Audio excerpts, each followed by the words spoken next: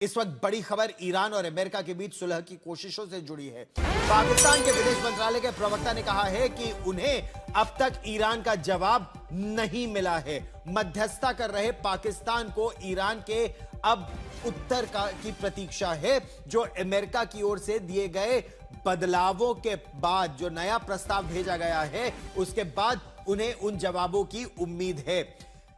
अमेरिकी channel CNN के मुताबिक आज ईरान अपना जवाब पाकिस्तान को सौंपने वाला है, जो उसे अमेरिका के साथ साझा करना होगा। दूसरी तरफ अमेरिका के राष्ट्रपति डोनाल्ड ट्रंप ने एक तरफ जहां उम्मीद जताई है कि ईरान के साथ अच्छी बातचीत चल रही है और उन्हें उम्मीद है कि डील हो भी सकती है, वहीं अपने सोशल मीडिया पोस्ट में डोनाल्ड ट्रंप ने धमकी भी दे दी। ट्रंप ने लिखा कि अगर ईरान इन 14 बिंदुओं पर सहमत नहीं होता तो फिर बमबारी फिर शुरू हो जाएगी। और दुख की बात यह है कि ये जो बमबारी इस बार होगी ये पहले के मुकाबले कहीं ज्यादा बड़े पैमाने पर होगी और भीषण होगी, जबरदस्त होगी। सुनिए।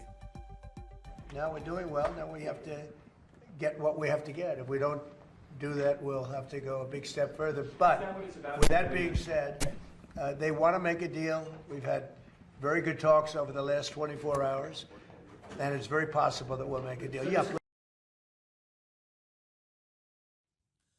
तो डोनाल्ड ट्रंप की धमकी का जवाब ईरान के सर्वोच्च नेता मुज्तबा खमेनी के वरिष्ठ सैन्य सलाहकार मोहसिन रजाई ने दिया है। एक इंटरव्यू में उन्होंने कहा कि ईरान अमेरिका को बिना कोई कीमत चुकाए इस संकट से बाहर नहीं निकलने देगा। जी हां, रजाई ने हॉर्मुज जलडमरू मध्य यानी स्ट्रेट ऑफ हॉर्मुज को फिर से खोलने के अमेरिकी प्रस्ताव को बस एक दिखावा बताकर सिरे से खारिज कर दिया। उनका कहना है कि हॉर्मुज को खोलना अमेरिका के लिए इस इलाके से पीछे हटने का रास्ता है। उन्होंने जोर देकर कहा कि ईरान ऐसा नहीं होने देगा।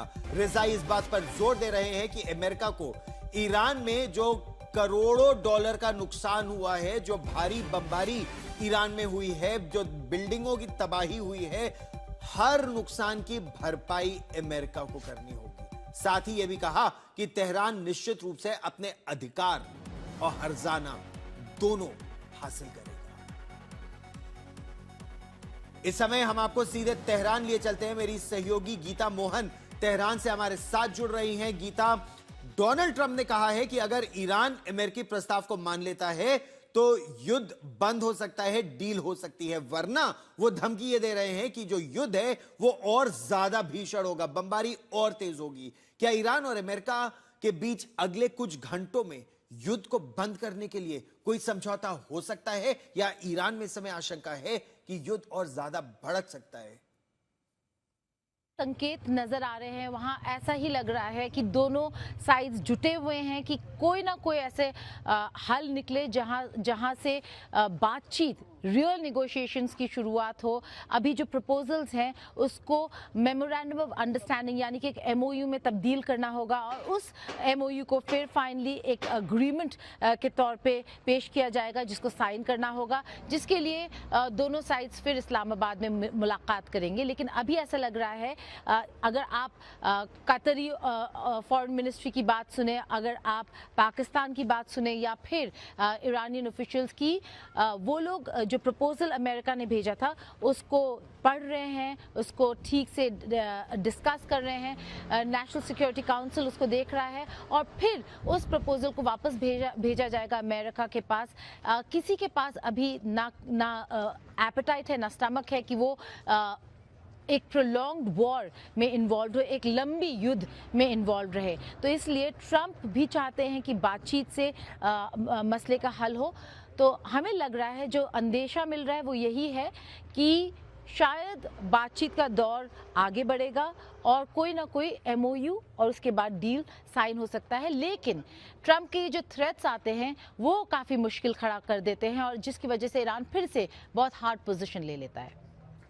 और गीता, ये बात ईरान बार बार अमेरिका को और ट्रंप के जो इंटरलोक्यूटर्स हैं उनको कह चुका है कि अमेरिका की तरफ से जो धमकियां आती हैं उससे माहौल और बिगड़ जाता है। लेकिन आज ईरान को अमेरिकी प्रस्ताव पर अपना उत्तर देना है, जवाब देना है। ईरान को मिले अमेरिकी प्रस्ताव में ऐसी क्या क्या चीजें हैं जिस पर ईरान सहमत हो सकता है और कौन से वो बिंदु हैं जिस पर ईरान बिल्कुल सहमत नहीं होगा? जी, अमेरिका ये कह रहा है कि उनको 48 आवर्स में रिस्पॉन्ड करना था, यानी कि आज ईरान को रिस्पॉन्ड करना होगा। कुछ ऑफिशियल्स हमें कह रहे हैं कि इस वीकेंड तक, उनके लिए वीकेंड ईरान में थर्सडे और फ्राइडे होता है, तो आज और कल, तो शायद वो प्रपोजल का जवाब आज या फिर कल सुबह जो अमेरिका में आज रात होगा, तो आज के दिन या कल सुबह तक ईरान जवाब वापस दे देगा। प्रपोजल में बहुत सारी चीज़ें हैं जिसमें उन्होंने कहा है कि उनको हक होना चाहिए न्यूक्लियर एनरिचमेंट का, लेकिन इस बार ईरान ये भी कह रहा है कि न्यूक्लियर टॉक्स इस प्रपोजल में नहीं होंगे।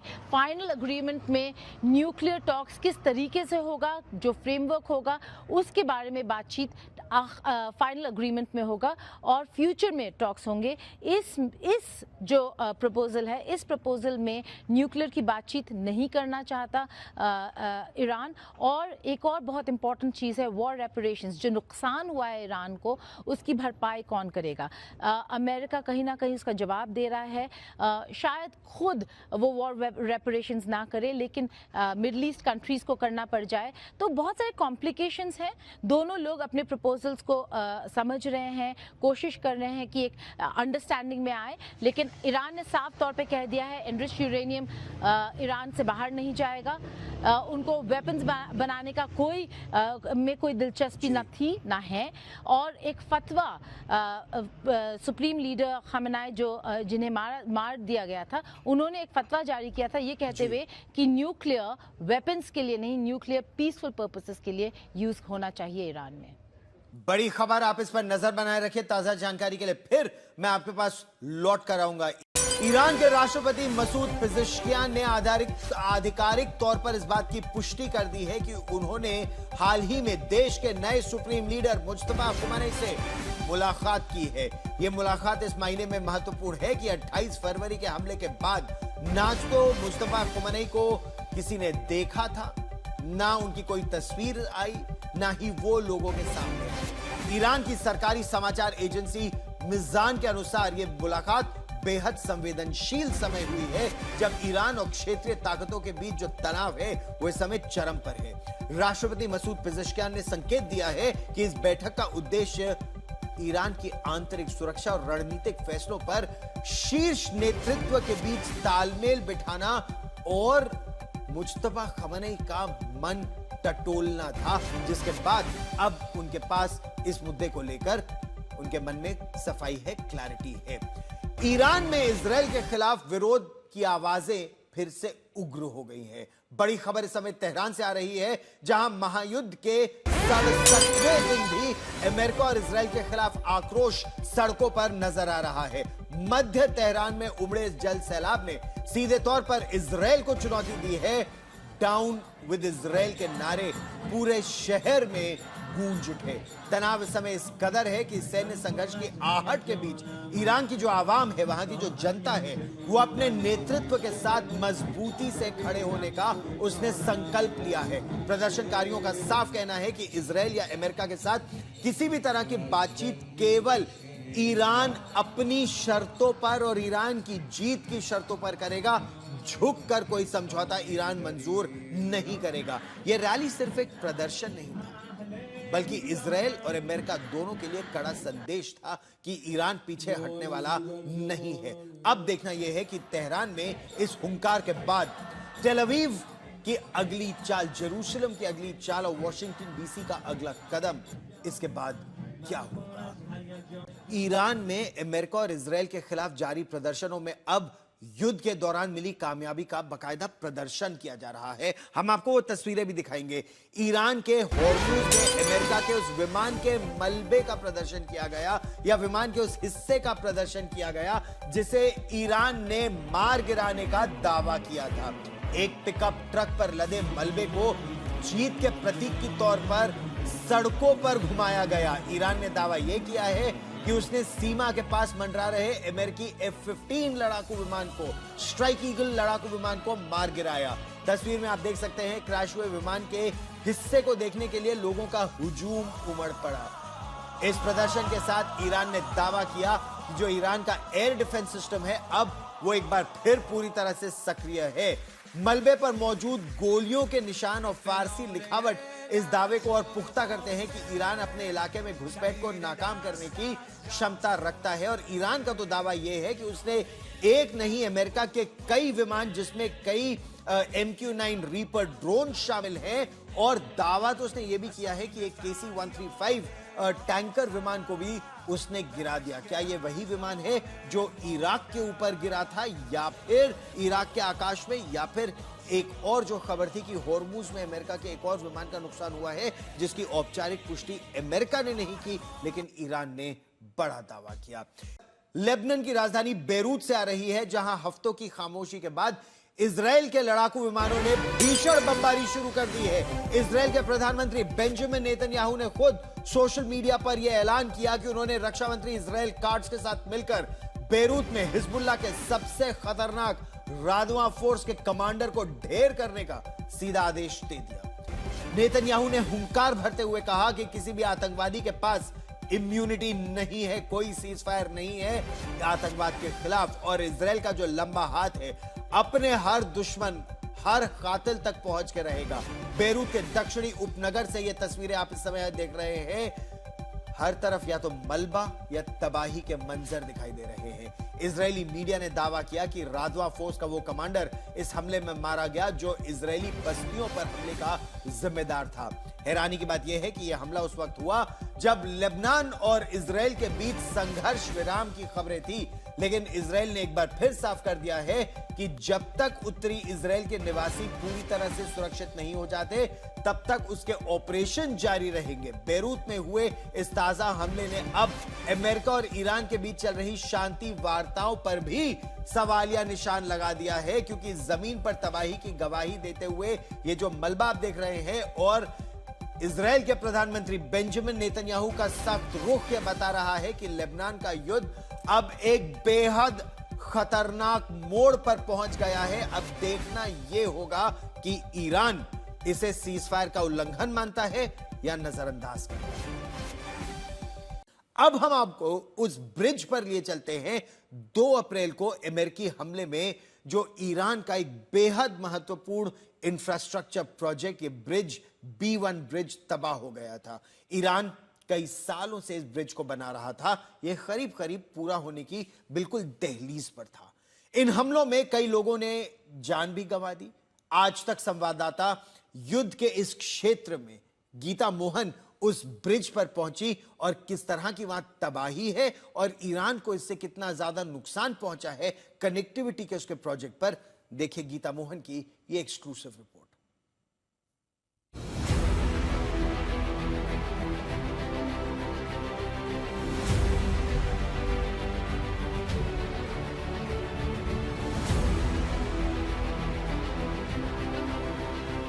आज सत्य और मैं तेहरान से कराच जा रहे हैं, जो करीब 70 किलोमीटर दूर है। कराच वो जगह है जहां पर B1 ब्रिज है, जो माना जाता है वेस्ट एशिया का टॉलेस्ट ब्रिज बनाया गया था, जो तेहरान को कराच से जोड़ता था। लेकिन US इजरायली स्ट्राइक्स की वजह से वहाँ पे काफ़ी नुकसान हुआ और लोग भी मारे गए। हम न केवल उस ब्रिज को कवर कर रहे हैं, हम वहाँ पर जाके जो फैमिलीज़ हैं जिन्होंने अपने लव्ड वंस को खोया US और इजरायली स्ट्राइक्स में, उनको भी मिलने वाले हैं। ये 2 तस्वीरें ईरान के करज ब्रिज की हैं। 2 अप्रैल को अमेरिका ने एयर स्ट्राइक कर इसे ध्वस्त कर दिया था। अब करीब महीने भर बाद इसे फिर से बनाने की कोशिशें तेज हो गई हैं। करज के लोगों के लिए 2 अप्रैल का दिन कभी ना भूलने वाला मंजर लेकर आया था। मिडिल ईस्ट का सबसे ऊंचा ब्रिज पूरा होने की दहलीज पर था, जो उन्हें तेहरान से जोड़ने का सबसे सशक्त माध्यम बनने जा रहा था। ब्रिज के नीचे सैकड़ों लोग पिकनिक मना रहे थे। बच्चे थे, महिलाएं थीं, बुजुर्ग थे, सब अपनों के साथ खा पी रहे थे। सुकून के 2 पल जीने वहां आए थे कि अचानक अमेरिका की बम वर्षा ने सालों की मेहनत और सपनों को काले धुएं के गुबार में बदल दिया।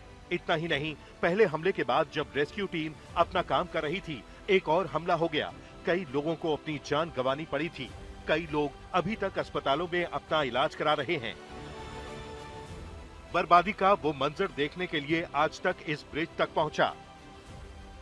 ये है आज तक वर्ल्ड एक्सक्लूसिव। इससे पहले कोई इंडियन चैनल B1 ब्रिज के ऊपर नहीं पहुंचा। ये पहला भारतीय चैनल है जो B1 ब्रिज के ऊपर पहुंच गया है, हमें एक्सेस मिला है। और जो मेरे हाथ में है वो है एक श्रैपनल। 20 प्रोजेक्टाइल्स इजराइल के लगे इस B1 ब्रिज को ध्वस्त करने में, मिसाइल्स और बॉम्ब्स, 1 टन बॉम्ब्स इंक्लूडेड। यहाँ पर अगर आप देखें, अगर मैं सत्या को कहूँ, ये वो ब्रिज है जो वेस्ट एशिया यानी कि मिडिल ईस्ट में सबसे ऊंचा ब्रिज माना जाता है। 150 मीटर हाई ये ब्रिज है, जिसमें जो कनेक्टिविटी के लिए यहाँ से तेहरान को कई शहरों से जोड़ रहा था ये ब्रिज। और अब इस ब्रिज को इजराइल ने ध्वस्त कर दिया। इसको तोड़ने में, इसको बॉम्ब करने में 20 से ज़्यादा प्रोजेक्टाइल्स लगे, जिसमें मिसाइल्स थे और बॉम्ब्स भी थे। लेकिन अगर आप ईरान की बात करें, ईरान सैंक्शंस के दौर में ऐसा ब्रिज बना सकता है, ऐसा ब्रिज खड़ा कर सकता है, ये अपने में ही बहुत ही बड़ी बात है। और जो इजराइल का प्लान है वो ये है कि जितना भी इंफ्रास्ट्रक्चर है ईरान का, उसको ध्वस्त कर दिया जाए। इसलिए अगर आप देखें, हमने आपको रेल ब्रिज दिखाया, हम आपको आज B1 ब्रिज दिखा रहे हैं। ऐसे कई सारे ब्रिज हैं, कई सारे इंफ्रास्ट्रक्चर प्रोजेक्ट्स हैं जिसको इजराइल ने टारगेट किया और अटैक किया। इसके अलावा और क्या है जो इजराइल और अमेरिका टारगेट कर रहा था फेज़ 1 वॉर के फेज़ 1 में?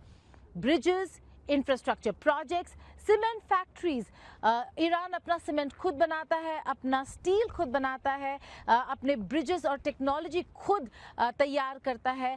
शरीफ यूनिवर्सिटी, जो बहुत ही बड़ा यूनिवर्सिटी है टेक्नोलॉजी और इंजीनियर्स को की बात करें तो उसको अटैक किया। तो हर तरीके से इजराइल कोशिश कर रहा था कि वो ईरान के इस इंजीनियरिंग मार्वल को ध्वस्त करे और जो उनके पीछे लोग हैं उनको भी टारगेट करे। लेकिन ईरान जो रेल ब्रिज है उसको उन्होंने बनाया। अब हम जान रहे हैं कि यहाँ पर भी वो कोशिश कर रहे हैं कि कैसे इसको रीबिल्ड करे। यहाँ पे क्लीनिंग और ऑपरेशंस ऑलरेडी जारी है।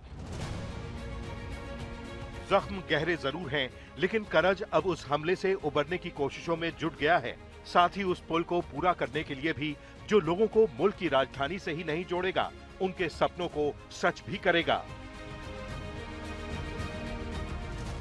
किंग ब्रिज, ईरान के लोग आज इस B1 ब्रिज को ब्रिज का बादशाह कह रहे ये बादशाह ऐसे ध्वस्त नहीं दिख सकता। यहाँ पर ये फिर से बनेगा।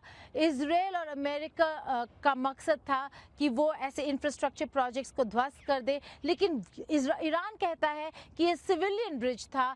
हालांकि इजराइल कहता है कि वो सारे ऐसे ब्रिजेस को ध्वस्त करना चाहता था जो कनेक्ट कर सकता था एक सिटी को दूसरे सिटी से, और मिलिट्री उसके ऊपर ट्रैवल करके एक सिटी से दूसरे सिटी जा सके। लेकिन ईरान कहता है कि ये सिविलियन ब्रिज था। और क्योंकि ये इतना बड़ा इंजीनियरिंग मार्वल था, अगर आप देखें, इसका डेप्थ को देखें, इसकी ऊंचाई को देखें, तो आपको समझ आता है आज के डेट में ये ईरान के लिए एक मैटर ऑफ प्राइड हो गया है। ये उनके ईगो को क्षति पहुंची है और ईरान ने ठान ली है कि ये ब्रिज ऐसे नहीं दिखने वाला।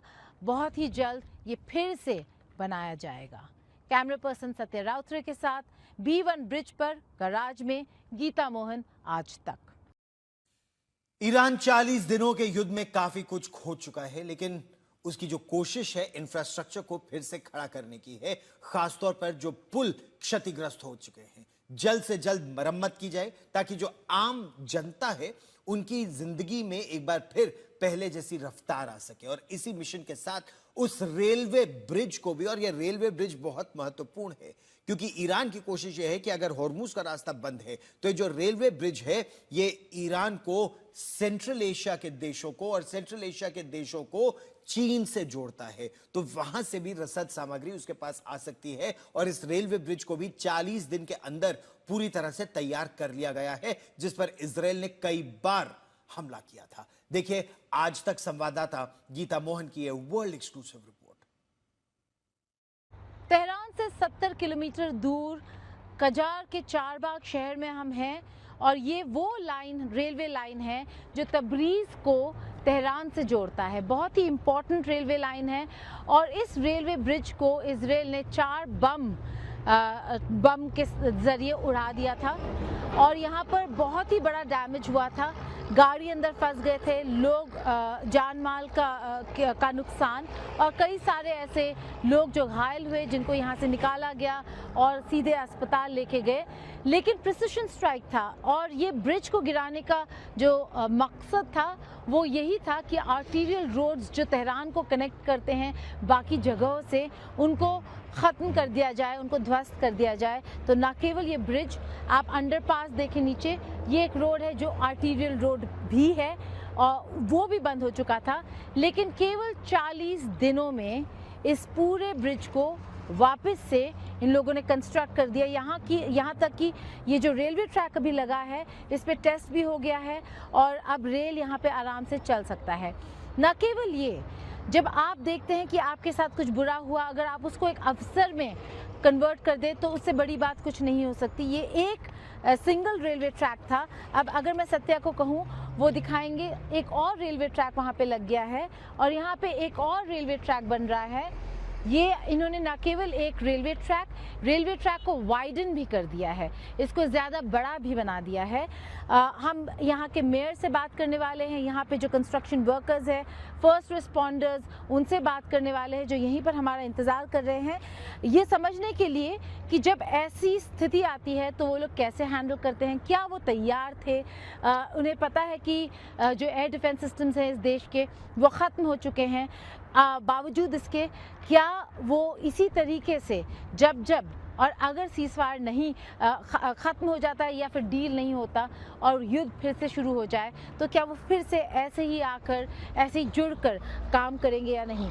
कोई भी देश जो जंग लड़ रहा हो उसमें सबसे इम्पोर्टेंट संदेश ये नहीं है कि कितना लॉस या डैमेज हुआ, उसमें सबसे बड़ा संदेश जो ईरान दुनिया को भेज रहा है वो ये है कि हम वापस खड़े हो जाते हैं। उनका पूरा टॉप लीडरशिप, उनके सुप्रीम लीडर को मारा गया लेकिन वो फिर से खड़े हो गए और देखिए 40 दिनों में तबरीज़ तेहरान रेल लाइन फिर से बन गया। कैमरा पर्सन सत्या राउतरे के साथ गीता मोहन, चारबाग आज तक। तो ईरान के खिलाफ फिलहाल इजराइल की जो मिसाइल और ड्रोन्स है वो शांत है, लेकिन ये शांति इजराइल के लोगों को ज्यादा रास नहीं आ रही है। एक सर्वे में अपने दिल की बात इजराइल के लोगों ने उजागर की है। क्या कहना है? इजराइल ईरान के खिलाफ इस युद्ध को अपने लिए एक एग्जिस्टेंशियल क्राइसिस के रूप में देखता है। ईरान उसके लिए ऐसा खतरा है जो इजराइल को जड़ से मिटा देना चाहता है। ईरान के साथ युद्ध रुकवाने से ज्यादातर इजराइल के लोग खुश नहीं हैं। उनका कहना यह है कि एक बार जब युद्ध शुरू किया है तो जो खतरा है उसको पूरी तरह से खत्म कर देना चाहिए। इजराइल डेमोक्रेसी इंस्टीट्यूट के सर्वे में बड़ा खुलासा हुआ है। इजराइल का कहना यह है कि ईरान के लोग डेथ टू इजराइल के नारे लगाते हैं। ऐसे नारे कहीं और इजराइल में नहीं लगते। ईरान के लिए मौजूदा हालात में युद्ध रुकना इजराइल की सुरक्षा के लिए ठीक नहीं है, क्योंकि अगर संवर्धित यूरेनियम ईरान के पास रह गया तो आज नहीं तो 5 साल 10 साल बाद वो परमाणु हथियार बना लेगा। और अगर अभी अमेरिका नहीं झुका पा रहा ईरान को तो बाद में तो कभी नहीं झुका पाएगा। मौजूदा हालात ये स्थिति है। नाखुश कितने हैं?